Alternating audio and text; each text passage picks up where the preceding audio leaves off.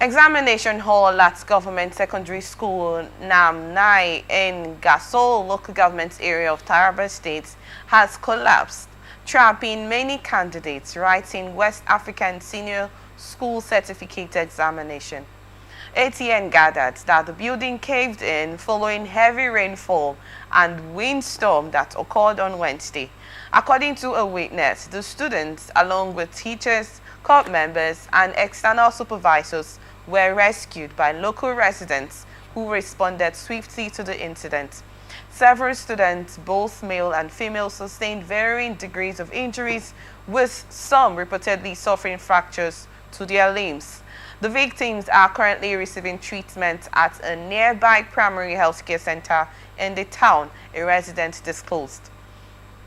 We recall that on Wednesday, 29th May 2025, 28th May actually, some secondary school students in Taraba State, northeastern Nigeria, took their West African Senior School Certificate examination at night, raising concerns. No official reason was given by the organizers, the West African Examination Council, as to why it delayed the examination, which was scheduled to hold at 8 a.m. According to some reports, it wasn't just in Taraba State that this happened. River State was inclusive, and other states were also inclusive in the delay of this Waec examination, where students were meant to write their exams at night, some were using torchlights. Well, the Taraba State story is actually there on the highlights because of this collapsed, dilapidated building that, collapsed on the candidates. Okay, let's first of all refer to the writing of exams at night. WAEC has come to speak up over that and say that their materials, exam materials, were being delayed. So what's the why did the date not get moved to the next day? Why was it a compulsory thing that the exam was be written that day and at night? And according to the story, this exam was set for 8 a.m. and they wrote this exam around like 7 p.m. I want to get your thoughts on this first before we refer to the collapsed building, please. Did they have reasons for conducting exams at night? I just don't understand. Laissez-faire, carelessness, nobody bothers. No monitoring, no supervision, there's no management, vision. Why will you conduct the exam at night? This is a thing that has been prepared, just like a woman has 9 months pregnancy, prepared for it. The exam is not it's not an emergency issue. It's planned and prepared. So it is believed that you have built enough capacity to be able to contain the surging crowd that will sit for the exams. That's one thing. Why will you conduct the exam at night? Spread it. It doesn't matter the number of people, it doesn't matter the days on which you need. If a particular center cannot carry the capacity, you give the capacity they can carry. Can you mind the age of those children now? Most of them, the highest age could be give and take 18 or 20. And not the distance they are going to take this WAEC. This was West Examination Council exams. It is unfortunate, it is uncalled for, it is condemnable. And considering that we just referred to the JAM situation and then WAEC, that's what do you have to say about the educational sector? JAM has a different case. I know. But this one is a total sensibility. It's a national embarrassment. Okay. It's a national embarrassment. I'm trying to refer to the educational sector in the country, the level of the... Where would this accept to? Where would find accept to? See, these exams too, also, the GC exams is of three segments. We have private exams, we have normal WAEC exam, which is held in the schools, senior secondary exam, held internal exams, and external, we call them private. In those days, if you cannot go for the internal school own, you go for private own, normal GC that comes either midstream or end of the year, after the normal WAEC, after the normal school system exams. So why will you crowd out? And again, too, I can tell you, principals are the cause of most of these problems.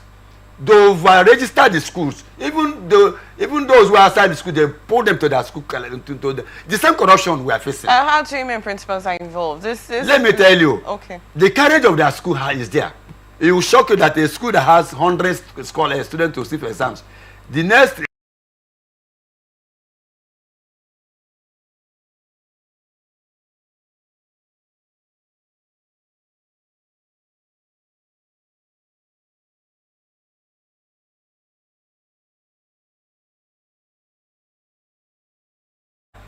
Then, but even though population is high, before Waec or whatever, before the exam body start these exams, they got the statistics of the people that are going to conduct these exams.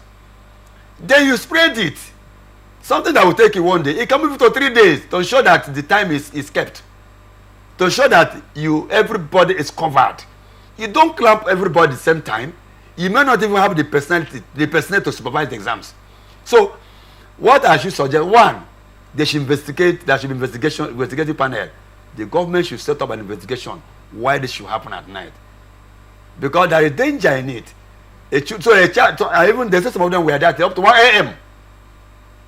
A child leave home 8 o'clock in the morning, even at 7 a.m. in the morning, is away till 1 a.m. the next day. What kind of madness is that?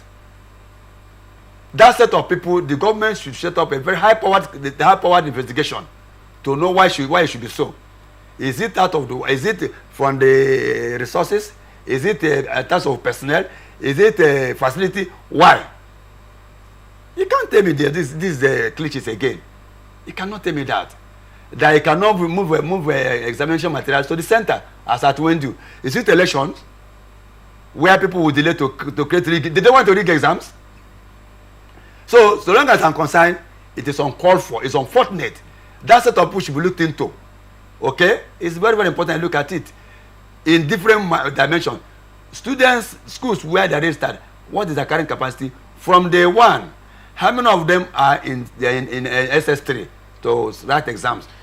That's another important. In a particular school, from day one you register the students as who have started from SS3. You know how many people that are students of that particular class. The quality assurance of the Ministry of Education should consider that, take the statistics. Then when they begin to register for exams, you will also know the number. Of course, you don't expect the whole 100 people that are students to complete, because some of them may start to drop out. There may be debt, there may be some certain issues, and not to increase the number. How do they come about with the increment? If my school is 100 people that is looking forward to take for Waec, suddenly a Waec will have 150 people. How come with those 50 people? What do they expect? You have overstretched the facility. You have overstretched everything. Even time is also affected. You understand what I mean? That area should be looked at. Principals are doing that. Where are they coming from? That's another issue. Then, secondly, they should spread the time. They should spread the time so that the student will have enough time, time to relax, time to come and prepare for the exams, and close as at when due. Okay, talking about relaxation, like you made mention of, this exam was set to be by 8 a.m. conducted up to 1 a.m. up to 1 a.m. And then this case in Taraba State, during the period they were writing the exam, the building collapsed on them. Supervisors, court members, and the teachers and everyone there in this Taraba State secondary school. You know, it's just so much. Imagine you know that thing, as someone was saying, no matter how intelligent you are, once you get into the exam hall, you always catch that exam fever because you don't know the kind of questions that will be set out for you. So imagine most of these candidates had prepared for a very long period of time and then waited until midnight before they can sit for the exam. And while you're sitting for the exam, and the next thing happens, you know, and the House of Assembly actually has come to say that there should be a receipt. Some people have also come to speak over the situation that there should be a receipt to these exams because they were not conducted in a conducive environment. I want to also look at the parts of dilapidated buildings in certain schools, the effects it has on the knowledge capacity, the mental capacity of most of the students. Let us try and be sincere. In the first place, I just pray that nobody died in the incident. It's unfortunate that some of them have a lifetime injury. But I thank God there was no death recorded from the report available. No death recorded. God take glory. They'll be treated and they'll be taken. And let us also conduct the level of our treatment. Let them not be abandoned. That's our way of doing things. Let them not prepare. Let us not say, I don't know it happened. They should take them to a proper hospital, not roadside hospital. not too sure of first aid, they should be properly treated. The government should be accountable. In short, Waec, the government should be accountable, not necessarily Waec, the government should be accountable. The Waec too is conducted exam at night, because if these children have finished the exam and gone early, they wouldn't have been under this situation. When the windstorm came, when the rain came, it was late. They would have finished the exams and gone, and maybe hear it. Then the issue of structure, that building is an old building. The Minister of Education, whatever state, Taraba State, should be held accountable. Come and see the kind of school they built here in River State. It is an old structure. The thing has worn out over years and time. It has been overused. They didn't build it well. They didn't consider the structure of the building. It was not properly habitual. It has not been, reconstructed over years and time. Did they watch the building?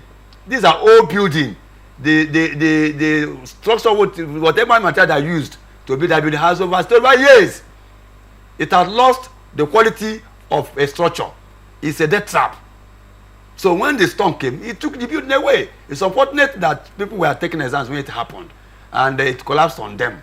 Collapsed, it just covered like an umbrella on them, and they see O6 started flying away and so on and so forth.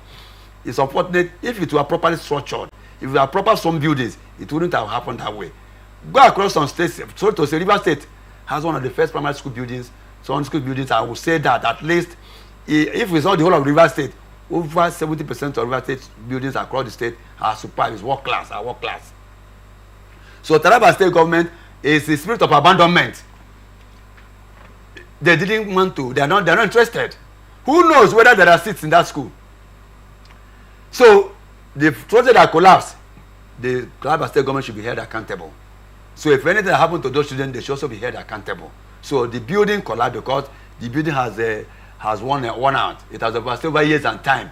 They were not able to reconstruct. They were not able to rebuild.